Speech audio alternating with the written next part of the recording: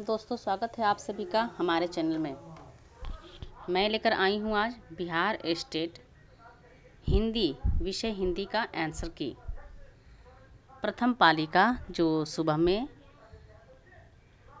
First sitting में हिंदी की जो परीक्षा हुई थी, उनमें से कुछ प्रश्नों को मैं लेकर आई हूँ जो स्मृति पर आधारित हैं। हो सकता है कुछ प्रश्नों के उत्तर गलत हों, तो आप कमेंट बॉक्स में ज़रूर बताइएगा। दोस्तों, आइए देखते हैं प्रश्नों को। पहला प्रश्न है, ठ का उच्चारण स्थान क्या है? तो ठ का उच्चारण स्थान मूर्धा है। गूंज की माला गले पहिरोंगी, यह पंक्ति किसकी है? तो रसखान की ये पंक्ति है, गूंज की माला गले पहिरोंगी। तीसरा प्रश्न है, अमृतलाल नागर की सूरदास के विषय में कौन सी रचना है? तो सूरदास के विषय में अमृतलाल नागर की रचना है खंजन नयन, और तुलसीदास के बारे में है उनकी रचना मानस का राजहंस। तो तीसरे प्रश्न का उत्तर है खंजन नयन। अब है प्रश्न 4, इन मुसलमान हरिन जनन पर कोटिन हिंदू वारिये किसके लिए कहा गया है? तो ये पंक्तियाँ भारतेंदु हरिश्चंद्र ने रसखान के लिए कही थी। पांचवा प्रश्न है, बाण भट्ट की आत्मकथा कौन सी विधा है? इसका उत्तर है, यह उपन्यास है। हजारी प्रसाद द्विवेदी की रचना है बाण भट्ट की आत्मकथा, जो उपन्यास है। छठा प्रश्न है, सुमित्रा नंदन पंत को ज्ञानपीठ पुरस्कार किस रचना के लिए मिला? तो चितंबरा के लिए उन्हें ज्ञानपीठ पुरस्कार मिला था। सातवां प्रश्न है, रामधारी सिंह दिनकर को किस रचना के लिए ज्ञानपीठ पुरस्कार मिला? तो उर्वशी के लिए उन्हें ज्ञानपीठ पुरस्कार मिली थी। आठवां प्रश्न है, कामायनी में कितने सर्ग हैं? कामायनी में 15 सर्ग हैं। नौवां प्रश्न है, महात्मा गांधी को सर्वप्रथम महात्मा किसने कहा था? तो रविंद्रनाथ टैगोर कहिए या ठाकुर कहिए, इन्होंने ही उन्हें महात्मा कहा था। 10वां प्रश्न है, तुम कौन धो पाटी पढ़े हो लला, मन ले हूँ पदे हूँ छटाक नहीं। यह पंक्तियाँ रीति मुक्त कवि घनानंद की हैं। 11वां प्रश्न है, जूठन कौन सी विधा है?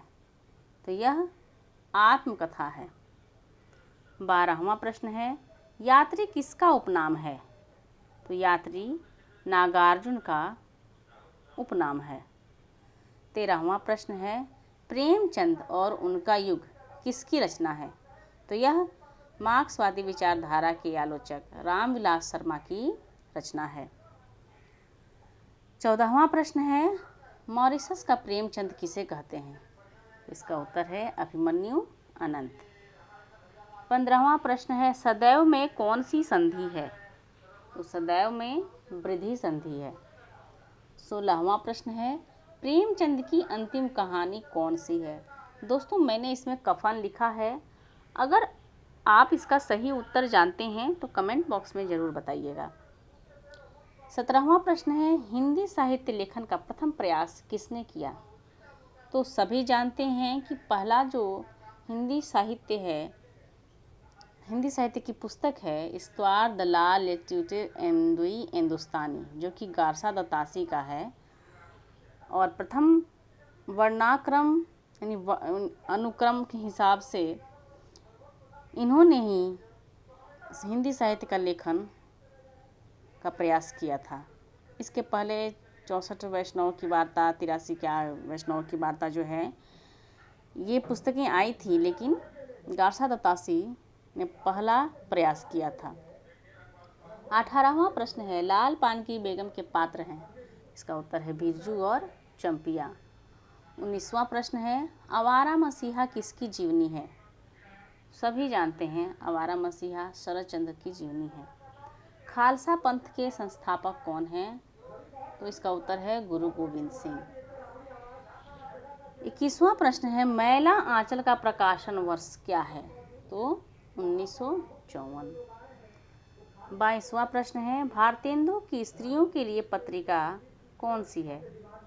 तो वह है बाला बोधिनी। 23वां प्रश्न है, हरिवंश राय बच्चन की आत्मकथा क्या है, कौन सी है? तो उनकी आत्मकथा है क्या भूलूं क्या याद करूं। 24वां प्रश्न है बिरजू महाराज का संबंध किस घराने से है? बिरजू महाराज कथक के कलाकार हैं और उनका संबंध लखनऊ घराने से है। 25वां प्रश्न है बिस्मिल्लाह खान का संबंध किससे है? तो शहनाई वादन से उनका संबंध है। 26वां प्रश्न है इनमें से कौन बिहार के कवि नहीं है? तो हजारी प्रसाद द्विवेदी जी बिहार के कवि नहीं हैं। 27वां प्रश्न है इनमें से कौन विष के दांत का पात्र नहीं है? तो मालती विष के दांत की पात्र नहीं है। 28वां प्रश्न है इनमें से कौन सा युग्म गलत है? तो दोस्तों मैंने इसका उत्तर देने का प्रयास किया है, अगर ये गलत हो तो कमेंट बॉक्स में सही उत्तर जरूर बताइएगा। राहुल संस्कृत्यायन कुल्ली भाट। 29वां प्रश्न है ठेठ हिंदी का ठाठ किसकी रचना है? यह अयोध्या सिंह उपाध्याय हरिऔंध की रचना है। 30वां प्रश्न है इनमें से कौन नकीनवाद से संबंधित है? तो नकीन यानी नलीन विलोचन शर्मा, केसरी कुमार और एक और न से है नरेश। तो केसरी कुमार ऑप्शन में थे, तो ये सही उत्तर है। 31वां प्रश्न है हिंदी की कितनी उपभाषाएं हैं? तो 5 हैं। 32वां प्रश्न है मैं नीर भरी दुख की बदली महादेवी वर्मा की किस रचना से है? तो यह यामा से है। 33वां प्रश्न है प्रगतिवादी धारा के प्रमुख कवि हैं? तो केदारनाथ प्रगतिवादी धारा के कवि हैं। अगर ये गलत हो तो सही उत्तर कमेंट बॉक्स में बताइएगा। 34वां प्रश्न है सिक्का बदल गया किसकी रचना है? तो यह कृष्णा सोबती की रचना है। 35वां प्रश्न है अमीरी की कब्र पर पनपी हुई गरीबी, यह पंक्तियां किस रचना से ली गई है? तो यह कहानी का प्लॉट, इस रचना से ये पंक्तियां ली गई है। 36वां प्रश्न है रविंद्रनाथ टैगोर को कौन सी यानी किस रचना के लिए नोबेल पुरस्कार मिला? दोस्तों इसमें वाक्य में थोड़ी सी गलतियां हो गई हैं, तो उन्हें नोबेल पुरस्कार मिला गीतांजलि के लिए। 37वां प्रश्न है किनका जन्म मिलान सही नहीं है? तो इसमें 2 ऑप्शन सही नहीं थे जन्म मिलान वाले, महादेवी वर्मा 1907 और जयशंकर प्रसाद को 1990 दे दिया था। दोस्तों ये देख लीजिएगा, मुझे ये ठीक से याद नहीं 1900 था या 1800 था, लेकिन इन्हीं दोनों का जन्म वर्ष था वो गलत था। 38वां प्रश्न है शिक्षा दिवस किनके सम्मान में मनाया जाता है? तो खां अब्दुल गफ्फार खां। प्रश्न मुझे पूरे याद नहीं है, लेकिन उनका कुछ खांचा याद है, शिक्षा दिवस था ये मुझे याद है, जिसका उत्तर है खां अब्दुल गफ्फार खां। 39वां प्रश्न है अर्थपूर्ण उच्चारित ध्वनि की नियमानुशासित व्यवस्था को भाषा कहते हैं, किसने कहा?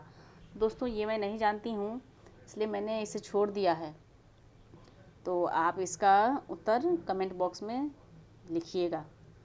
इनमें से कौन सा युग्म गलत है? तो ये समूहवाचक, समूह जो है शब्द, ये स्त्रीलिंग इसे दिया गया है, तो मेरे ख्याल से ये गलत है। अगर ये प्रश्न गलत है, उत्तर ये मैंने गलत लिखा है, तो आप इसका सही उत्तर कमेंट बॉक्स में दीजिएगा। मुझे इतने ही प्रश्न याद थे दोस्तों, अगर आपके किसी काम आए तो मुझे बहुत अच्छा लगेगा। और भी बहुत सारे प्रश्न हैं जैसे स्त्रीलिंग वाले, तो ये हो गया, लेकिन भाववाचक संज्ञा वाले हैं और भी बहुत सारे प्रश्न हैं, तो आप कमेंट बॉक्स में प्रश्नों को लिखिए। अभी बस इतना ही दोस्तों, थैंक यू।